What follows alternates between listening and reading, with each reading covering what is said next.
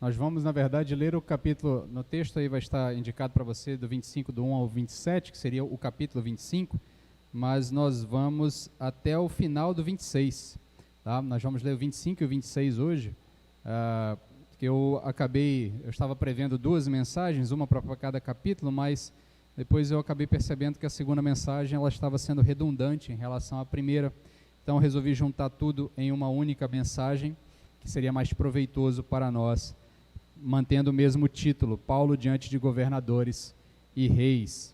Convido você a fazer a leitura comigo, a leitura é um pouco extensa, então eu peço a sua paciência, peço que você se atente aí ao texto. Estou lendo numa versão chamada Almeida século 21, ela vai ser muito semelhante às Almeidas, Almeida e revista, na verdade a revista é atualizada, tá? Mas vai ter alguma diferençazinha. Então, se me acompanhe na leitura, o texto bíblico nos diz o seguinte: Festo chegou à província depois de 3 dias, subiu de Cesareia para Jerusalém. Os principais sacerdotes e os judeus mais ilustres levaram-lhe seu caso contra Paulo e lhe pediam, suplicando-lhe desfavoravelmente a Paulo a favor de mandá-lo para Jerusalém, pois armavam uma cilada para matá-lo no caminho. Mas Festo respondeu que Paulo estava detido em Cesareia e que ele mesmo partiria em breve para lá.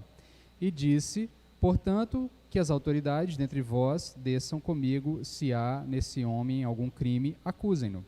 Tendo ficado entre eles não mais de 8 ou 10 dias, desceu para Cesareia. No dia seguinte, sentando-se no tribunal, mandou trazer Paulo.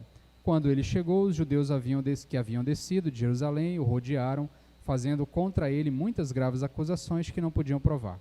Mas Paulo respondeu em sua defesa: não tenho cometido pecado algum contra a lei dos judeus, nem contra o templo, nem contra César. Todavia, Festo, querendo agradar os judeus, respondeu a Paulo: queres subir para Jerusalém e ali ser julgado perante mim acerca dessas coisas? Mas Paulo disse: estou perante o tribunal de César, onde devo ser julgado. Nenhum mal fiz aos judeus, como muito bem sabes. Se, pois, fiz algo de mal e tenho cometido algum crime digno de morte, não recuso morrer. Mas se nada há daquilo que estes homens me acusam, ninguém pode me entregar a eles a fim de agradá-los. Apelo para César. Então Festo, depois de falar com o conselho, respondeu: apelastes para César, para César irás. Passando alguns dias, o rei Agripa e Berenice foram até Cesareia em visita de boas-vindas a Festo. E como ficaram ali muitos dias, Festo expôs ao rei o caso de Paulo, dizendo: há aqui certo homem que Félix deixou na prisão, quando estiver em Jerusalém. Os principais sacerdotes, os líderes religiosos dos judeus, me apresentaram um caso, pedindo sentença contra ele. Eu lhes respondi que não é costume dos romanos condenar alguém sem que o acusado tenha presentes os seus acusadores e possa defender-se das acusações. Quando eles se reuniram aqui no dia seguinte, sem demora, sentei-me no tribunal e mandei trazer o homem. Os acusadores levantaram-se, mas não apresentaram contra ele acusação alguma dos crimes que eu suspeitava. Todavia, tinham contra ele algumas questões acerca da religião de um tal Jesus, que, embora morto, Paulo alega estar vivo. E eu, estando em dúvidas quanto ao modo de investigar essas coisas, perguntei se ele não queria ir para Jerusalém e ali ser julgado no tocante a elas. Mas, tendo Paulo apelado para ficar sob custódia para o julgamento do imperador, mandei que permanecesse detido até que enviasse a César. Então Agripa disse a Festo: eu também gostaria de ouvir este homem. E ele respondeu: amanhã o ouvirás. No dia seguinte, Agripa e Berenice vieram com muita pompa e entraram no auditório com os chefes militares e com os homens de posição da cidade. Então, por ordem de Festo, Paulo foi trazido. Festo disse: Rei Agripa, e vós todos que estáis presentes conosco, vede que aqui está o homem por causa de quem toda a comunidade dos judeus, tanto em Jerusalém como aqui, recorreu a mim, dizendo que ele não deve mais viver. Eu, porém, achei que ele não havia praticado nada digno de morte, mas tendo ele mesmo apelado para o imperador, resolvi enviá-lo. Todavia, não tenho coisa alguma definida sobre ele que possa escrever ao meu senhor. Por isso trouxe-o perante vós, principalmente perante ti, ó rei Agripa, para que depois do feito depois de feito o interrogatório, eu tenha alguma coisa que escrever, porque não me parece sensato enviar um preso e não notificar as acusações que há contra ele. Capítulo 26. Então Agripa disse a Paulo: é permitido que façais a tua defesa. Então Paulo, estendendo a mão, começou a sua defesa. Julgo-me feliz, ó rei Agripa, por poder aqui defender-me diante de ti e de todas essas coisas que sou acusado pelos judeus, especialmente porque és versado em todos os costumes e questões que há entre os judeus. Por isso suplico-te para que ouças com paciência. Faça a mesma súplica aos irmãos, ouçam com paciência. Pois desde a juventude a minha vida é conhecida entre o meu povo e por todos os judeus em Jerusalém. Eles me conheceram desde o princípio e, se quiserem, podem dar testemunho de que vivi como fariseu, segundo o mais severo grupo da nossa religião. Agora estou aqui para ser julgado por causa da esperança da promessa feita por Deus a nossos pais. As nossas 12 tribos esperam alcançar essa promessa, servindo a Deus com fervor noite e dia. É por causa dessa esperança, ó rei, que sou acusado pelos judeus. Porque se considera inacreditável entre vós que Deus ressuscite os mortos, eu pensava que devia praticar muitas coisas contra o nome de Jesus, o Nazareno, o que de fato fiz em Jerusalém, pois, tendo recebido a autoridade dos principais sacerdotes, não somente encerrei muitos santos em prisões, como também dei o meu voto contra eles quando estavam para matá-los. E castigando-os muitas vezes em todas as sinagogas, obrigava-os a blasfemar, e cada vez mais enfurecido contra eles, perseguia-os até nas cidades estrangeiras. Numa dessas vezes, fui para Damasco, munido de autoridade dos principais sacerdotes e comissionado por eles.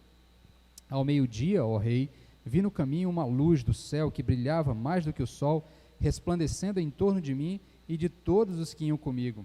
E caindo todos nós por terra, ouvi uma voz que me dizia na língua dos hebreus: Saulo, Saulo, por que me persegues? É inútil resistires ao aguilhão. Eu disse: quem és, Senhor? O Senhor respondeu: eu sou Jesus, a quem persegues. Mas levanta-te e põe-te em pé. Foi para isso que te apareci, para te fazer servo e testemunha, tanto das coisas que vistes da minha parte, como daquelas que te manifestarei. Eu te livrarei deste povo e dos gentios para os quais te envio, para lhes abrir os olhos, a fim de que se convertam das trevas para a luz e do poder de Satanás para Deus, para que recebam o perdão dos pecados e herança entre os que são santificados pela fé em mim. Portanto, ó rei Agripa, não fui desobediente à visão celestial. Pelo contrário, anunciei primariamente aos que estão em Damasco e depois em Jerusalém e por toda a terra da Judéia e também aos gentios que se arrependessem e se convertessem a Deus, praticando obras próprias de arrependimento. Por causa disso, os judeus me prenderam no templo e procuram me matar. Mas tenho alcançado auxílio da parte de Deus e até hoje continuo testemunhando, tanto a gente comum como as pessoas influentes, não dizendo nada senão que os profetas e Moisés disseram o que haveria de acontecer. Isto é, como o Cristo deveria sofrer, como ele seria o primeiro que pela ressurreição dos mortos anunciaria a luz a este povo e também aos gentios. Enquanto Paulo fazia deste modo a sua defesa, Festo disse em alta voz: estás louco, Paulo, as muitas letras te levaram à loucura.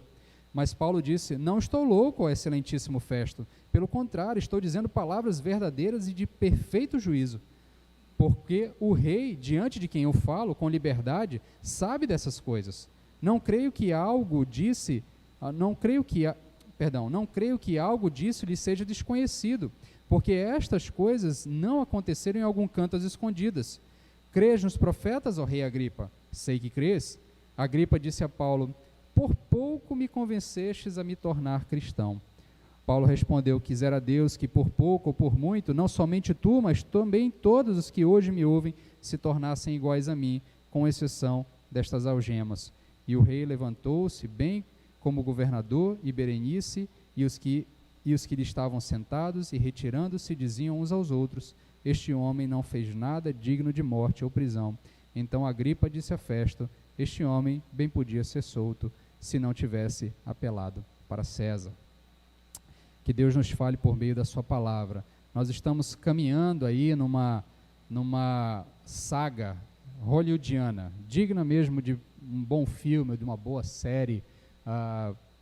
Já comentei em outra mensagem que os estúdios de Hollywood perdem, né? Perdem porque muitas vezes buscam fazer grandes filmes homéricos, né, de histórias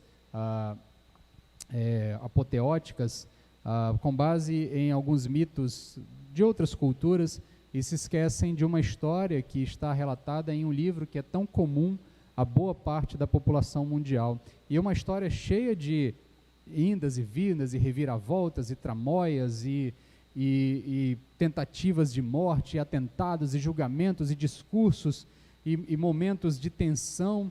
Esses 2 anos da vida de Paulo, que se passa, na verdade, são quase 4 anos, porque se contar, na verdade, dá quase 5, né? Porque ele passa um período preso, ele é preso em Jerusalém, acontece todos aqueles eventos ali que são relatados uns 4 capítulos para frente, depois para trás, na verdade.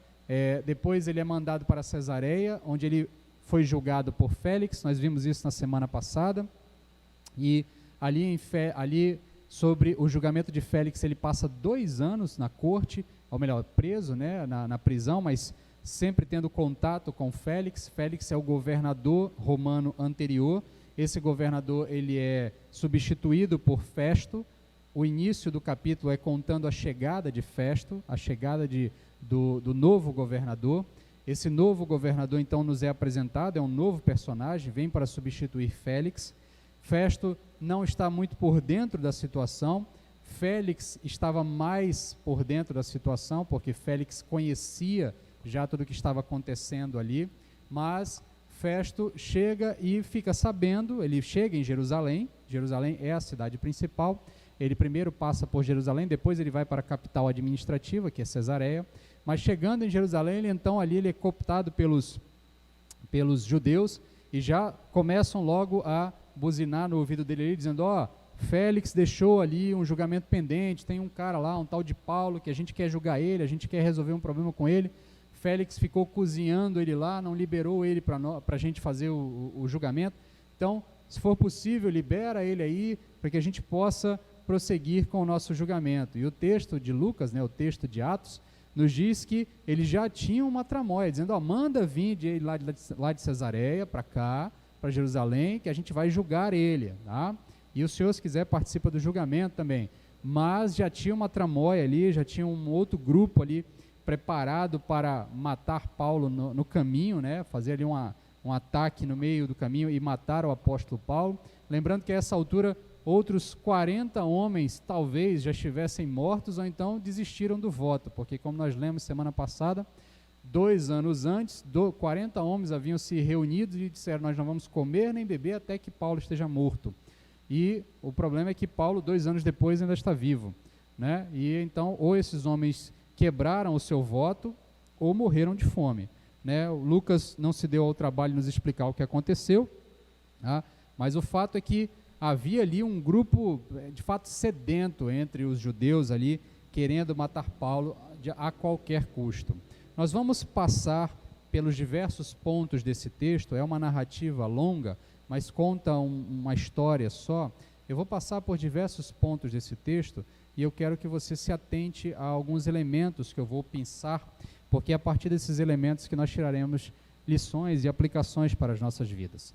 3 personagens novos são nos apresentados, tá? Nessa nova narrativa dos capítulos 25 e 26. Festo, o novo governador, novo governante, que eu já introduzi algumas informações sobre ele. Fora esses fatos que são narrados aqui, nós sabemos muito pouco sobre Festo. Ele morreu 2 anos depois, ele ficou 2 anos apenas ali no comando da região da Judéia, tá? A mando de Roma. Ele é um cidadão romano. Ele ficou apenas 2 anos, morreu lá em Cesareia mesmo, mas ao que tudo indica, o que os historiadores falam é que ele foi melhor do que Félix, tá? No quesito de manter a paz de uma maneira mais política, porque Félix manteve a paz romana por meio de muita de muito embate, ele foi muito cruel com os judeus, e isso acabou incitando os judeus a estarem em constante guerra com os romanos, em constantes revoltas, em constantes movimentos de guerrilha interna ali, o que fez com que Félix fosse tirado de lá, levado de volta para Jerusalém, ou melhor, levado de volta para Roma, e segundo os historiadores, Félix na verdade iria morrer, né? O Nero, o imperador atual nesse momento, já estava preparado para matar Félix, porque houve uma grande revolta ali entre os judeus que ele não conseguiu controlar, houve muitas mortes de cidadãos romanos, então ele seria morto, mas o irmão de Félix era muito influente na corte de Nero, ele apela em favor do seu irmão e Félix então é poupado. Félix então é tirado, chega Festo, tá, esse novo governante, e os outros dois personagens novos que nos são apresentados é o rei Agripa II e Berenice, sua irmã. Agripa II e Berenice são irmãos da Drusila, tá? Aquela personagem que apareceu na nossa última mensagem, que era a esposa de Félix, né? Drusila, que era a irmã mais nova de Agripa II, que era a irmã mais nova também de Berenice, e esses dois são filhos, tá? São sobrinhos são netos de Herodes o Grande, o mesmo Herodes que tentou matar Jesus quando ainda era criança, e são sobrinhos de Herodes Antipas, que é aquele que condenou João Batista à morte e também que condenou Jesus Cristo à crucificação, que participa ali do julgamento de Jesus. A dinastia herodiana é uma dinastia bastante espalhada, tem diversos Herodes, às vezes a gente se confunde no texto bíblico, né? Tem Herodes o Grande, tem Herodes Agripa I, Herodes Agripa II, Herodes Antipas, todos eles são parentes ali, eles levam a alcunha do seu avô, Herodes o Grande, tá? E essa dinastia herodiana, ela está envolvida ali. Agripa aparece aqui como rei, tá? Embora ele fosse herdeiro de Antipas, o seu pai, fosse o herdeiro ao trono, Roma preferiu não entregar a ele toda a Judéia. Entregou para ele um reinado menor, um reinado pequeno, porque quando ele sobe ao trono, ele tem apenas 17 anos. Ele tem apenas 17 anos quando seu pai morre, então Roma achou que ele era um jovem, que ele era jovem demais para governar uma região tão turbulenta e uma região com tanto interesse político, muito jogo político ali, então Roma prefere deixá-lo em uma região menor. Com o passar do tempo, o imperador Cláudio, o imperador Cláudio, que havia dado o trono a Antipas, depois com o tempo vai mexer ali os pauzinhos, vai mexer ali os bonecos no tabuleiro político, e Agripa II vai sair desse reinado menorzinho e vai para um reinado um pouco maior. Mas à medida do tempo que ele está nesse ponto aqui da história, ele é o rei de uma pequena região. Ele vem então fazer uma visita de boas-vindas ao novo governador romano, porque afinal de contas ele precisa ter boas ligações com Roma, então ele vem fazer ali a política, né, vem visitar o imperador. E ele vem com a sua irmã Berenice. Sua irmã Berenice já havia sido casada com um rei também de uma província menor, mas ela abandona esse rei para voltar a morar com seu irmão. Segundo os estudiosos, a relação entre Agripa II e Berenice era uma relação muito estranha. Desconfia-se, inclusive, que houvesse alguma relação incestuosa entre eles, né? Embora o texto bíblico não toque nesse assunto, os historiadores paralelos comentam sobre uma relação muito estranha entre os dois. Uma relação até, segundo alguns estudiosos, havia ali uma relação incestuosa entre eles. Por isso, como Agripa não era casado, não tinha esposa, não tinha uma rainha, a sua irmã lhe acompanhava nessas comitivas reais, nesses momentos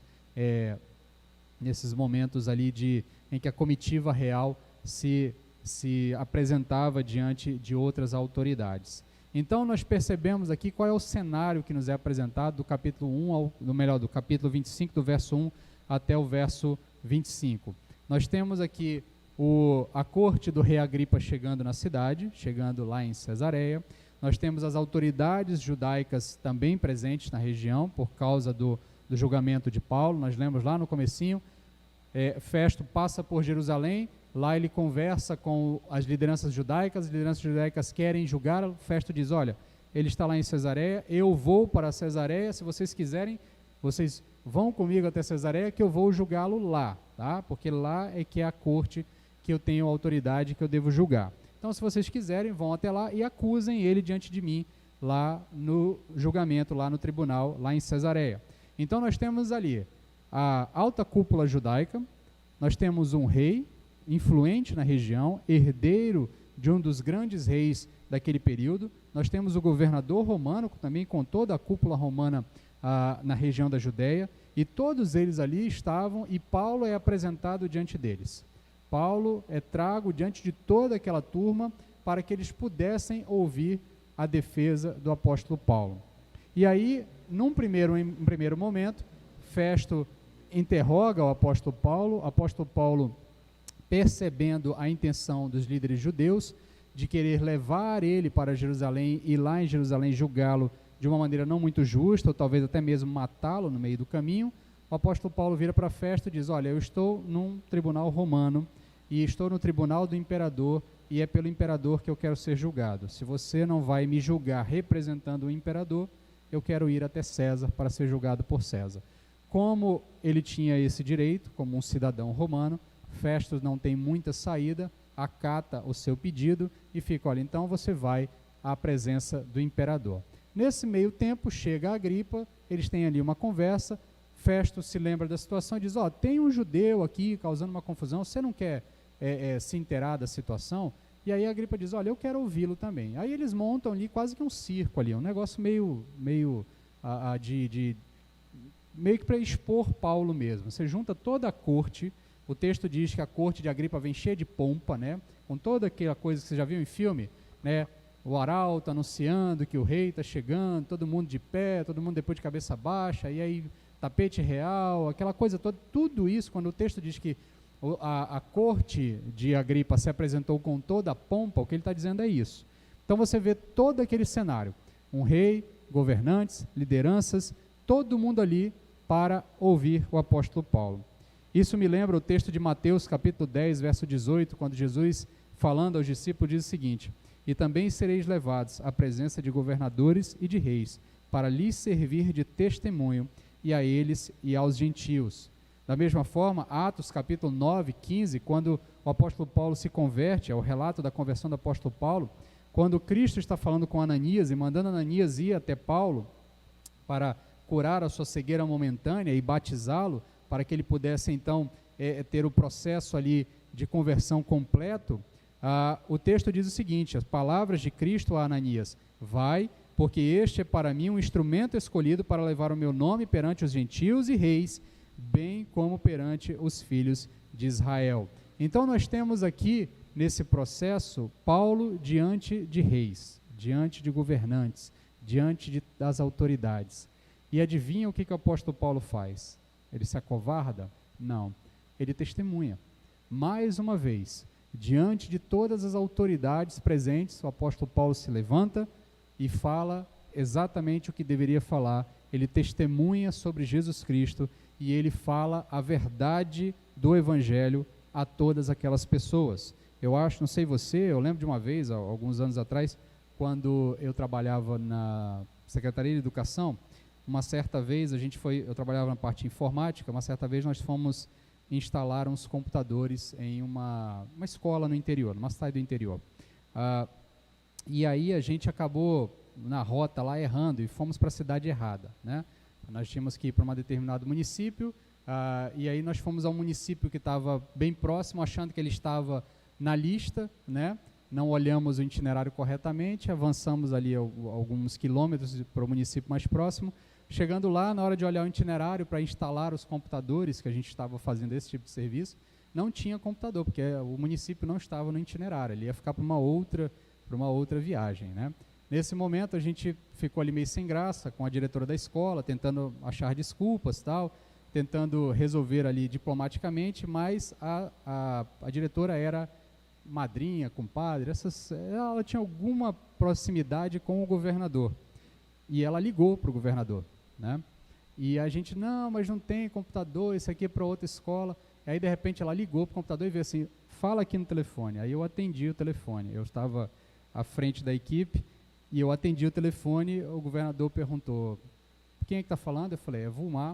Aí ele falou, Vulmar, aqui é o governador fulano de tal, eu estou dando uma ordem a você, instale todos esses computadores aí, tá? Não saia daí sem instalar os computadores que tem que instalar e atender todas as necessidades da professora, da diretora da escola. Aí eu falei, ok, tudo bem. Na hora deu aquele tremido, eu estou falando com o governador, eu nunca havia falado com ele na vida, nunca havia nem encontrado pessoalmente, e de repente ele está ali dando uma ordem, aí os meninos estavam comigo, viraram, eu falei para eles, olha, o governador ligou. Aí ele falou assim, não, rapaz, o governador vai te ligar? Ligou. Não, ligou. Aí liga para um, liga para outro, daqui a pouco alguém confirma, não, realmente, era o governador. Aí eu falei assim, bem, então se o governador falou, a gente obedece. Nós temos essa tendência de, diante das autoridades, meio que nos acovardarmos, meio que estarmos ali, eu não tive argumentos para trabalhar com ele, eu podia ter tentado dizer, mas esse aqui é de outra escola, tal, a gente errou, isso aqui, não, ele deu uma ordem, aí eu baixei a cabeça e obedeci a ordem, né? E aí nesse processo a gente percebe que diante de uma pompa de autoridade dessa, a nossa natureza, a tendência nossa é recuar, é ficar retraído.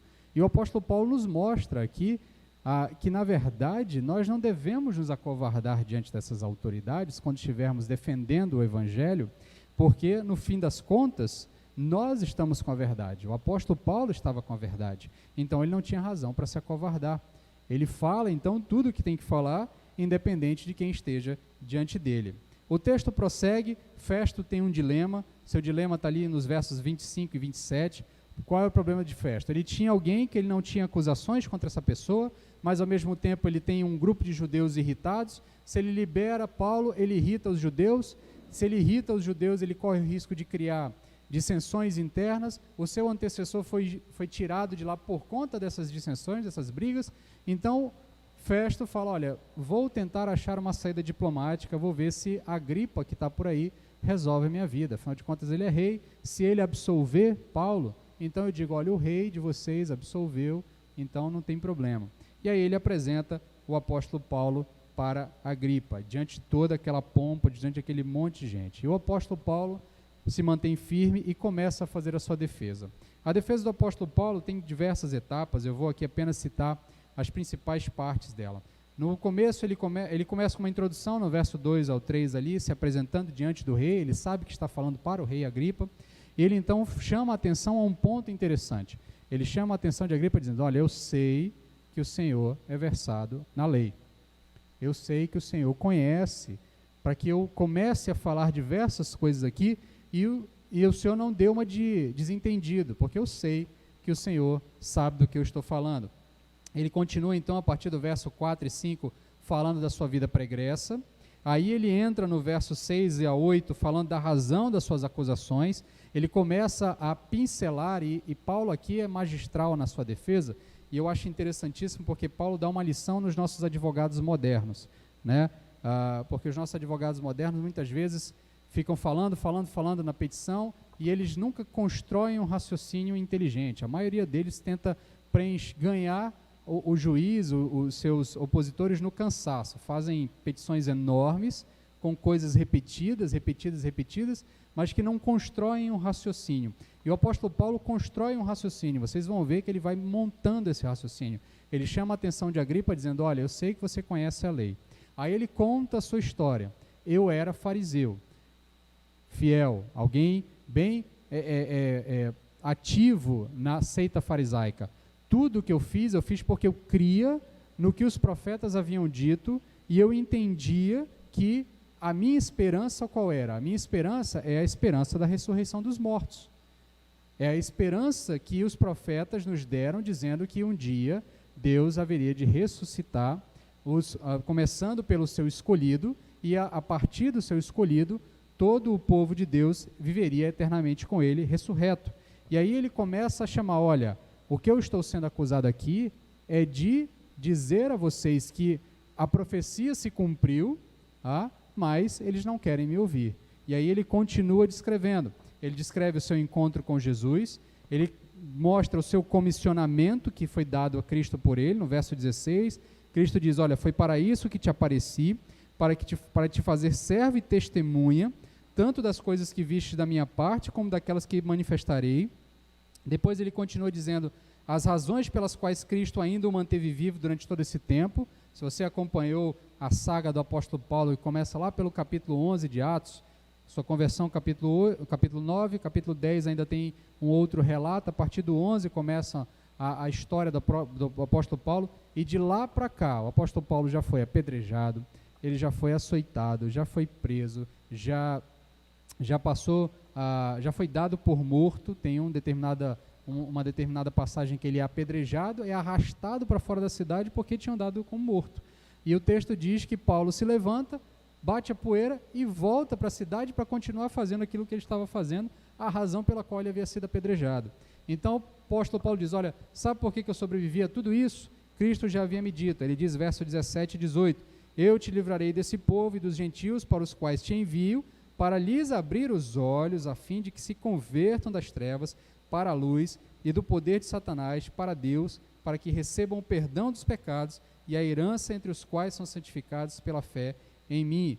Então o apóstolo Paulo explica a sua história, explica a razão pela qual ele está vivo até aquele momento, explica o seu comissionamento, faz ponte com a tradição dos fariseus e encerra com o seu argumento com uma conclusão lógica a partir dos versos 19 e 23. Qual é a conclusão lógica? Olha, o apóstolo Paulo diz, eu creio, os fariseus creem, aqueles que acreditam nos profetas creem no quê? Na ressurreição. É a esperança que nós temos, a esperança da ressurreição. Eu vi Jesus, o Nazareno, ressurreto. Eu não vi uma luz no céu, eu vi Jesus ressurreto. Ele apareceu para mim, para as outras pessoas era uma luz forte, mas para mim foi ele que apareceu.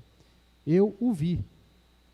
E ora, se eu vi Jesus ressurreto, eu estou aqui traduzindo o argumento do apóstolo Paulo para facilitar o nosso entendimento. Olha, se a razão da esperança dos fariseus se comprovou real em Jesus, o Nazareno, que havia ressuscitado, então, Paulo não tinha outra alternativa. Qual é a alternativa? Eu estou vendo o ressurreto, eu creio na ressurreição. A minha esperança de toda a minha vida é a ressurreição dos mortos. O ressurreto apareceu diante de mim. Cristo, que havia morrido na cruz, apareceu ressurreto diante de mim. O que eu posso fazer? Anunciar. O que eu posso fazer? Dizer, olha, a profecia se cumpriu. Os profetas estavam certos, aquilo que os profetas haviam dito se cumpriu no Galileu, se cumpriu no Nazareno. E se cumpriu no Nazareno, ele é o Messias, ele é o enviado de Deus, ele é o escolhido, ele é o Cristo. E o que eu tenho que anunciar a todos? Olha, reconheçam o Cristo. E aí ele diz, olha, eu não me furtei, ele foi inclusive, olha, verso 19, portanto, ó rei Agripa, não fui desobediente à visão celestial. Olha, eu tive uma visão celestial, eu vi o homem ressurreto, eu vi Jesus Cristo, ele estava diante de mim, aquele que havia morrido, sido sepultado, e ao terceiro dia os seus discípulos haviam dito que ele ressuscitou. Eu persegui esses homens por todos os lugares, porque eu acreditava que eles estavam mentindo, mas Jesus apareceu para mim.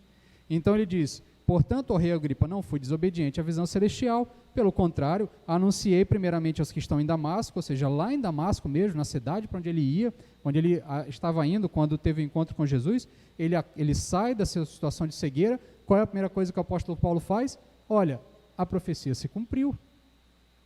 O Cristo esteve entre nós. O Galileu, o Nazareno, aquele que nós crucificamos há um tempo atrás, ele é o Cristo. Ele é o enviado de Deus. Ele apareceu ressurreto. Se ele ressuscitou é porque Deus agiu na sua vida. E se Deus agiu na sua vida, ele trouxe de dentre os mortos, ele é o Cristo. E aí ele continua dizendo, e depois em Jerusalém e por toda a terra da Judéia e também aos gentios que se arrependessem, se convertessem a Deus, praticando obras próprias de arrependimento. Então lá o apóstolo Paulo explica, essa é a razão pela qual eu estou sendo perseguido. E por que eu estou sendo perseguido? Porque se Paulo estava anunciando, testemunhando que o Nazareno era o ressurreto e era o cumprimento das profecias, ele estava colocando em xeque quem? As autoridades religiosas judaicas. Porque as autoridades religiosas judaicas foram os que condenaram Jesus, foram os que disseram que Jesus não era o Cristo e por isso o mataram. Então, o apóstolo Paulo, anunciando isso aos quatro cantos, por onde quer que ele passava, e anunciando, arrebanhando para si uma multidão de pessoas que, para si não, mas arrebanhando para esta mensagem, para o caminho, uma multidão de pessoas que, de fato, pelo testemunho dele e dos apóstolos, compreendiam e reconheciam que Jesus, o Galileu, o Nazareno, aquele que havia sido dado como morto, era o Cristo enviado de Deus, ele estava colocando em xeque toda a estrutura religiosa judaica. Toda a estrutura religiosa judaica estava guiando o povo na direção totalmente oposta. Porque eles estavam dizendo, não, o Cristo ainda está vindo, o Cristo ainda vai vir, o Cristo ainda não chegou. Não, esse aí é mais um falsário. Não, esse aí é mais um impostor. O Cristo ainda não veio. E o apóstolo Paulo está dizendo, a prova de que o Galileu é o Cristo é que ele ressuscitou dentre os mortos e esteve diante de mim. E não só diante de mim, como ele vai dizer lá aos Gálatas, dizendo, olha, não só diante de mim, mas ele apareceu a outras 500 pessoas que inclusive ainda estão vivas. Muitas delas ainda estão vivas. Se você quiser, pergunte a elas. Ou seja, o que o apóstolo Paulo está fazendo é colocando em xeque toda a estrutura religiosa. Se Jesus de fato era o Cristo, os líderes religiosos estavam no caminho errado. Aí ele conclui dizendo, por causa disso, os judeus me prenderam no templo e procuram matar-me. Mas tenho alcançado auxílio da parte de Deus e até hoje continuo testemunhando, tanto a gente comum como as influentes, não dizendo nada senão que os profetas e Moisés disseram que haveria de acontecer. Ele está dizendo, olha, o que eu estou fazendo é dizendo que o que Moisés e os profetas disseram que haveria de acontecer, aconteceu. Aí ele conclui, verso 23, isto é, como o Cristo deveria sofrer e como ele seria o primeiro que, pela ressurreição dos mortos, anunciaria luz a este povo e também aos gentios. Se Jesus era o Cristo, Paulo e os cristãos estavam guiando o povo das trevas para a luz. E os líderes religiosos estavam o quê? Mantendo o povo nas trevas. Por isso o apóstolo Paulo está sendo perseguido. Então ele constrói todo um argumento inteligentemente montado, logicamente montado, explicando para o rei Agripa, explicando também para as pessoas que estão ali presentes, dizendo, olha, eu estou sendo condenado por obedecer à lei e os profetas. Eu estou sendo perseguido por obedecer à lei que Deus nos deu, a lei que esses judeus, esses líderes religiosos, dizem proteger, mas que na verdade eles estão desobedecendo, porque eles também sabem que o Galileu ressuscitou. Eles também ouviram testemunhos e viram realizações de feitos miraculosos em nome do Galileu. Eles sabem dessas coisas, mas estão insistindo em manter o povo na escuridão. E o que eu e os cristãos estamos tentando fazer, eu e os seguidores de Cristo, os seguidores da seita do caminho estão tentando fazer é o quê? Levar o povo das trevas para a luz. Aí ele encerra ele é interrompido na sua apresentação, na sua defesa, porque Festo, ao ouvir toda aquela sequência de raciocínio, provavelmente deve ter ficado confuso, não compreendeu direto, fala assim, Paulo, para, você deve ter lido demais, você deve ter estudado demais, e por isso você ficou louco. E aí Paulo, e aqui de maneira sagaz, inteligente, isso me lembra também o mesmo texto lá que nós citamos de Mateus 10, em que Jesus Cristo diz, olha, vocês têm que ser prudentes como a serpente, e tem que ser prudentes como a serpente, e tem que ser bondosos como os passarinhos. E Paulo aqui nesse momento, sagaz, né, como uma serpente, responde na veia para Festo, diz, não Festo, eu não estou louco, o que eu estou falando é a mais pura verdade. Ele diz, enquanto Paulo fazia desse modo a sua defesa, Festo disse em alta voz, estás loucos, Paulo, as muitas letras te levaram à loucura. Mas Paulo disse, não estou louco, ó excelentíssimo Festo, pelo contrário, estou dizendo palavras verdadeiras e de perfeito juízo. E aí o que acontece? Na sequência, ele apela para Agripa. Ele chama o rei à conversa e diz, olha, ciente de que Agripa conhece a lei, porque o que os estudiosos nos dizem é que Agripa, embora fosse um jovem da corte criado em Roma, tá? Ele era versado na lei, naquilo que os profetas haviam de dizer, talvez para se preparar para governar a região da Judéia, ele tinha que dominar essas questões da religião judaica, ele judeu, tá? Embora a corte judaica há muito tempo estivesse bastante corrompida, ele provavelmente deveria dominar aquelas informações até para não ser dominado pelo Sinédrio. Seu pai, o seu avô, os seus parentes que foram governantes na região devem ter dito a ele, olha, você tem que saber da lei, tem que saber da questão dos profetas, porque senão o Sinédrio vai te engolir. O Sinédrio, a liderança religiosa dos judeus, eles vão te engolir. Então, muito provavelmente, Agripa se inteirou de toda a questão da lei, talvez por curiosidade da própria tradição, da própria cultura, mas o fato é que Paulo sabia disso, então ele, para demonstrar para Festo que o que ele estava dizendo não era sandice, não era loucura, o que ele faz? Ele chama Agripa e diz, olha, Agripa, você acredita nos profetas? Ele coloca o rei em xeque. E antes que o rei responda, ele, obviamente, ele está diante da corte, ele sabe que ser mal educado diante da corte é um pretexto para morrer, ele diz, eu sei que você acredita. Eu sei que você acredita nos profetas. E sabendo que você acredita nos profetas, ele então passa a dizer, olha, se eu estou falando essas coisas, se eu estou tratando dessas coisas, se eu estou vivendo essas coisas, eu estou vivendo porque os profetas assim disseram, e a partir de então, ele traz o rei para a situação, e o rei olha para Paulo e diz assim, olha Paulo, você quase me convenceu. Faltou um dedinho para você me convencer a virar cristão. Porque, de fato, diante de Agripa estava toda uma construção lógica da qual ele não tinha como refutar. Paulo está dizendo, olha, os profetas nos disseram, o Cristo deve padecer. Olha, ele é o primeiro da ressurreição. Ele vai morrer e ressuscitar. Os profetas já haviam nos dito isso, Moisés havia nos dito isso, o grande rei Davi havia nos dito isso por meio das suas profecias nos Salmos.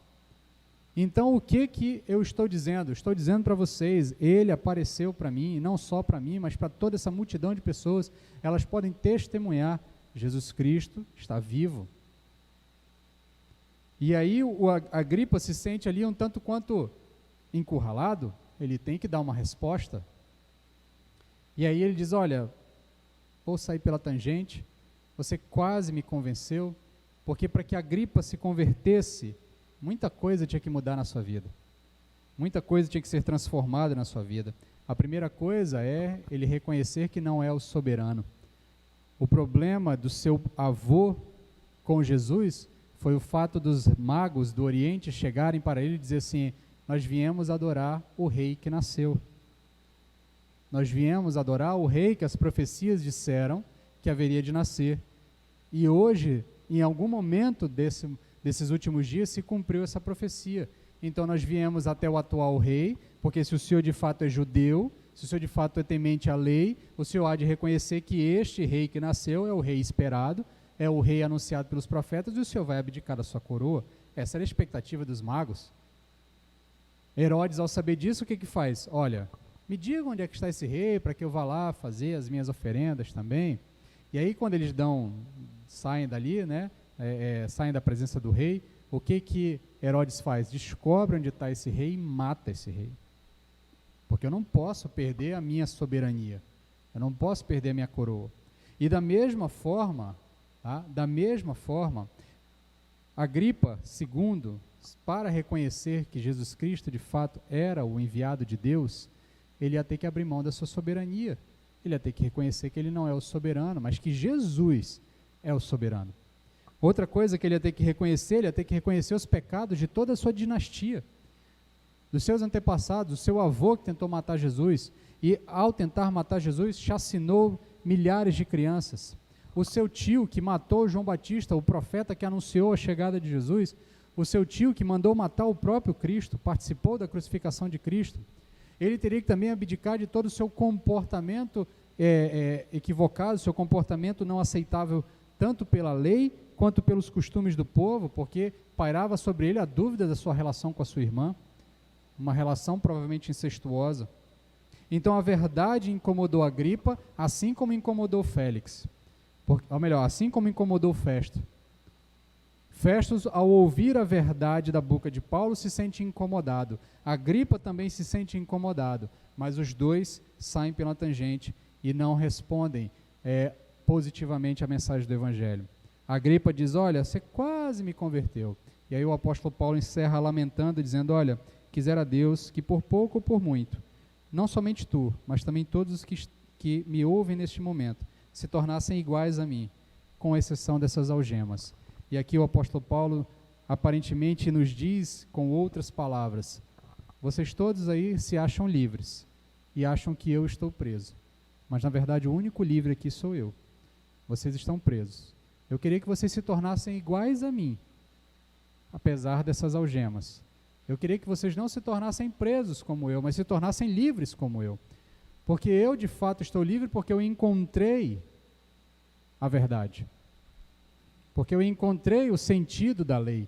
Porque eu encontrei o sentido da nossa fé. Eu encontrei o sentido da nossa tradição. Eu encontrei Jesus. A conclusão dessa narrativa toda, tanto Festo quanto Agripa não encontraram crimes em Paulo, assim como Félix também já não havia encontrado. E nem o comandante Cláudio Lísias, lá do início da narrativa, lá do momento em que ele é preso no templo, nenhum deles havia encontrado crimes em Paulo. E são forçados a reconhecer a inocência do apóstolo, mas eles todos não tiveram coragem de pagar o preço para soltá-lo. A exigência de Paulo de ser julgado diante de César é cômoda para eles, embora fosse um cumprimento das palavras do próprio Cristo. Mateus 10, volta ao capítulo 10, e também serem levados à presença de governadores e de reis para lhes servir de testemunho, e a eles, tanto a eles quanto aos gentios. E aí o texto termina no verso 31 dizendo: e retirando-se diziam-se uns aos outros: este homem não fez nada digno de morte ou prisão. Então Agripa disse a Festo: este homem bem que podia ser solto, se não tivesse apelado para César. Quero encerrar fazendo algumas aplicações. O que a experiência de Paulo pode nos ensinar? Nós vimos a narrativa, nós vimos a história, mas o que isso pode nos ensinar hoje? Como é que eu posso aplicar a experiência de Paulo à minha vida hoje? Primeira aplicação que eu quero sugerir para você nessa noite. Paulo tem consciência do seu chamado missional, e mesmo se defendendo em tribunais, ele não deixou de testemunhar. Paulo podia estar preocupado prioritariamente com a sua vida, tentando fazer a sua defesa e inclusive talvez se utilizando de expedientes estranhos e aceitáveis nos trâmites legais para ser solto. Lembra que no texto passado, no capítulo passado, Félix manteve Paulo preso por 2 anos, mantendo conversas constantes com ele, porque Félix esperava que Paulo lhe subornasse. De repente o apóstolo Paulo podia ter pensado: poxa, vou falar com os irmãos lá de Filipenses, que já me mandaram uma oferta gorda em outro momento, eles podiam mandar outra oferta, aí a gente paga essa oferta para Félix, e aí eu sou solto e posso continuar pregando o evangelho. Se Paulo tivesse feito isso, é mais ou menos como igreja querendo fazer gato para poder continuar fazendo culto. Ah não, meus irmãos, mas nós estamos fazendo isso para anunciar o evangelho. É óbvio que o apóstolo Paulo não ia assumir esse tipo de comportamento. É óbvio que o apóstolo Paulo não ia assumir esse tipo de comportamento. Ele mantém-se fiel e, mesmo estando com a sua vida a perigo, o que ele faz? Ele continua testemunhando. Mesmo sabendo que o seu testemunho poderia muitas vezes complicar ainda mais a sua situação diante dos seus acusadores. Mas Paulo tem consciência do cumprimento de Atos, capítulo 1, verso 8, que eu já disse aos irmãos, que é o texto central do livro de Atos. Se você não decorou nada da leitura de Atos, decore Atos, capítulo 1, verso 8. E ali está todo o centro, tudo aquilo que o livro de Atos vai nos falar. O texto diz: mas recebereis poder, quando o Espírito Santo descer sobre vós, e sereis minhas testemunhas, tanto em Jerusalém, como em toda a Judéia e Samaria, e até os confins da terra. Paulo sabia que a sua vocação era ser testemunha. E onde quer que ele estivesse, ele testemunhava. A situação que fosse, ele testemunhava. Segunda aplicação que eu quero sugerir para você. Paulo não se intimida diante das autoridades. Ele tem consciência de que está falando a verdade. Ele se lembra das palavras de Cristo, em Mateus capítulo 10, verso 16 a 20. O Cristo já nos disse a Paulo e continua dizendo a nós: e eu vos envio como ovelhas no meio de lobos. Portanto, sede astutos como as serpentes e sem malícia como as pombas. Cuidado com os homens, pois eles vos entregarão aos tribunais e vos açoitarão nas suas sinagogas, e por minha causa sereis levados à presença de governadores e reis, para que deis testemunhos a eles e aos gentios.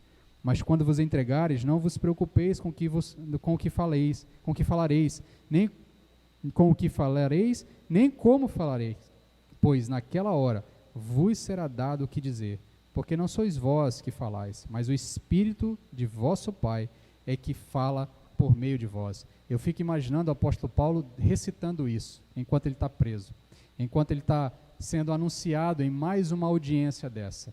Lembre-se, irmãos, que naquele tempo ninguém tinha Bíblia no celular, ou Bíblia pequenininha para ficar carregando no bolso. Nem bem os evangelhos já estavam tão bem estabelecidos assim. Mas as palavras de Cristo já corriam entre o povo de Deus, já sabiam dessas anotações, já se recitava, se transmitia oralmente um ao outro.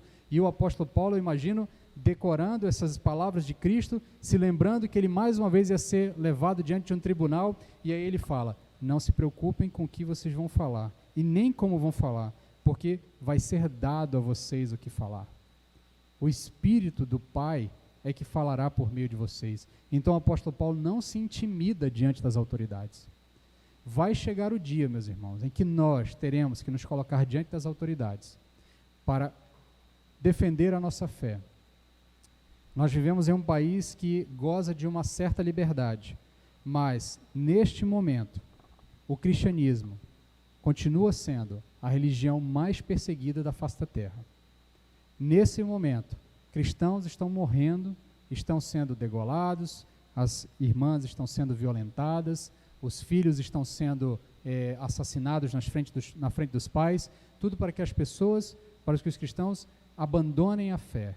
Nós vivemos em um paraíso, nós temos plena liberdade, e muitas vezes debochamos dessa liberdade, não tendo a devida frequência com as atividades da igreja, não nos mantendo um comportamento de uma vida piedosa, de leitura bíblica, mantendo as disciplinas de oração. Nós muitas vezes simplesmente ignoramos a bênção que temos de viver um estado livre, um estado de religiosidade livre. A perseguição religiosa que você sofre na faculdade, na escola, no trabalho, onde quer que seja, não se compara ao que nossos irmãos estão vivendo em vários lugares do mundo nesse momento. O que você experimenta lá é uma gota dentro do oceano que alguns irmãos e irmãs estão experimentando ao longo da face da terra. Mas o que a Bíblia nos diz é que um dia isso vai chegar para todos nós. Isso vai chegar para todos nós. E se nós não tivermos a mesma impetuosidade, a mesma segurança, a mesma confiança nas palavras de Cristo que o apóstolo Paulo teve, diante das autoridades nós nos acovardaremos e recuaremos e talvez até blasfemaremos do nome de nosso Senhor. Por isso, a aplicação para a sua vida nessa noite: olhe para o exemplo do apóstolo Paulo, guarde esse texto no seu coração, confie nisso, acredite nisso, para que você, no dia que for interpelado, não tenha medo, não se intimide diante das autoridades. A terceira aplicação que quero trazer para você é: as autoridades precisam ouvir a verdade, ainda que isto lhes incomode e exponha seus pecados. Félix, Festo, Agripa, todos eles foram confrontados com a verdade e se incomodaram, mas não responderam positivamente. Mas Paulo não dourou a pílula diante das autoridades. Paulo usou todos os traquejos do tratamento respeitoso às autoridades, mas Paulo não escondeu informação ou não dourou a pílula do evangelho. Paulo expôs pecado, expôs o pecado de Félix, expôs o pecado de Festo, expôs o pecado de Agripa, ele falou a verdade e ainda que isso incomodasse as autoridades. Nós vivemos hoje um estado em que virou moda tentar eleger autoridades cristãs. E muitas vezes nós, diante dessas autoridades que se envolvem em diversos casos estranhos, como nós vimos agora nessa semana, pelo menos 3 exemplos aí de religiosos envolvidos em escândalos bastante difundidos na mídia, nós muitas vezes, ao invés de confrontarmos essas autoridades, como deveríamos confrontar um irmão em Cristo que está em pecado, nós tentamos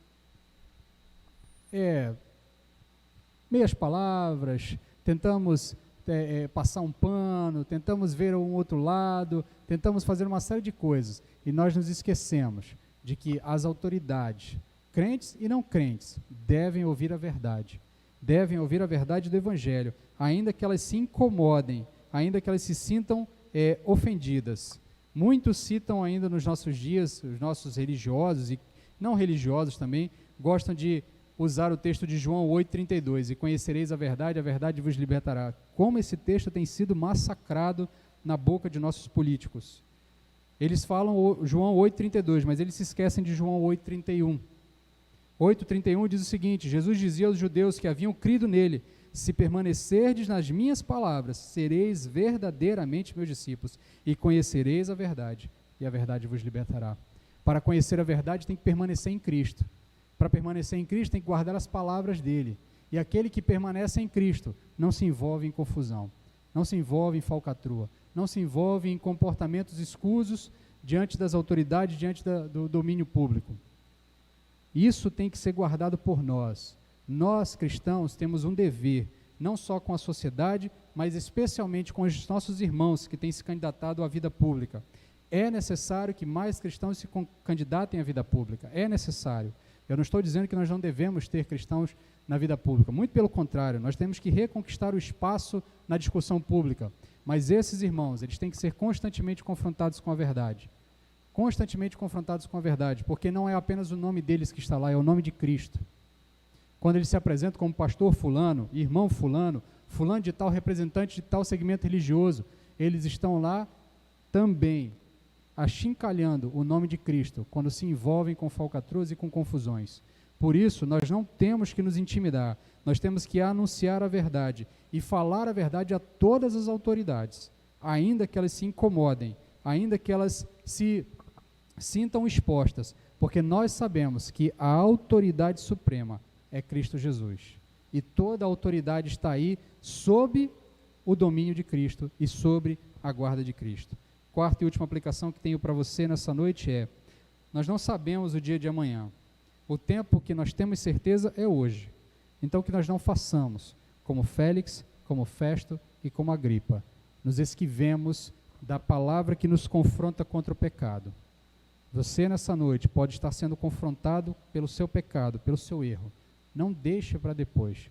Confesse, arrependa-se, entregue a sua vida a Cristo. Se você ainda não converteu-se, ainda não confessou Jesus Cristo como Senhor e Salvador, mas se você já confessou e ainda está em algum comportamento de pecado, se o seu comportamento tem atrapalhado a sua relação conjugal, se o seu comportamento tem atrapalhado a sua relação com seus filhos, se o seu comportamento tem atrapalhado, ou tem dado mau testemunho diante de outras pessoas, confesse seus pecados. Não faça como Félix, que disse: outro dia te ouvirei. Não faça como Festus, que disse: olha, essa conversa, isso é coisa de louco. E não faça como Agripa, que disse: olha, só mais um dedinho e talvez eu mude. Não faça como nenhum deles. O único momento que você tem certeza é agora. Você não tem certeza do dia de amanhã. A irmã, ou melhor, o Festo, que o que nós sabemos é que 2 anos depois desses eventos aqui, ele faleceu. Pouco tempo para um governante, ainda em meia idade, com bastante tempo de vida pela frente. Ele teve a oportunidade, porque logo na sequência, o apóstolo Paulo é mandado para Roma. E aí ele se vê longe daquele homem que estava ali diante dele trazendo a mensagem do Evangelho.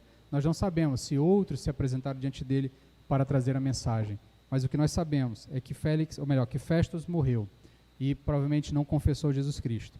E da mesma forma, confronto você nessa noite. Não deixe para outro momento. Se você precisa arrepender-se dos seus pecados, o único momento, a única certeza que você tem é agora. Esse é o momento de confessar os seus pecados e de pedir o perdão a Deus. Convido você a me acompanhar em uma oração final, para que Deus aplique ao nosso coração a sua palavra. Senhor, tem misericórdia de nós, Pai. Que nós possamos aprender com o exemplo do apóstolo Paulo. Que o exemplo dele seja, de fato, gratificante para nós, não só pela bela história que é. Como é prazeroso ler a narrativa de Lucas e imaginar aquelas coisas acontecendo. Muitos gostam de assistir filmes, séries, ler livros de ficção. E nós temos aqui uma história tão empolgante, com reviravoltas, tramóias e tantas coisas interessantes, tantas coisas legais, mas que o exemplo do apóstolo Paulo e a intenção teológica de Lucas seja apresentada a nós nessa noite. Te peço que o teu Espírito coloque no coração de cada um aqui presente, dos irmãos que estão acompanhando em diversas casas, espalhados pela cidade, talvez pelo mundo, acompanhando pela internet, que o teu Santo Espírito, que tem condições de estar em todos esses lugares ao mesmo tempo, fale com cada um aquilo que cada um precisa ouvir. Que Ele destape os ouvidos daqueles que precisam ouvir a tua voz. Que Ele destape, que Ele tire a venda dos olhos daqueles que precisam ver. E que nessa noite, aqueles que ouvirem a tua voz, não endureçam os seus corações, como nós lemos no começo desse culto. Que eles não endureçam o coração, mas que respondam afirmativamente. Confessem seus pecados, arrependam-se, mudem de vida e deem frutos, demonstração do seu arrependimento. Fala conosco ainda no restante desse culto, é o que te pedimos, em nome de Jesus.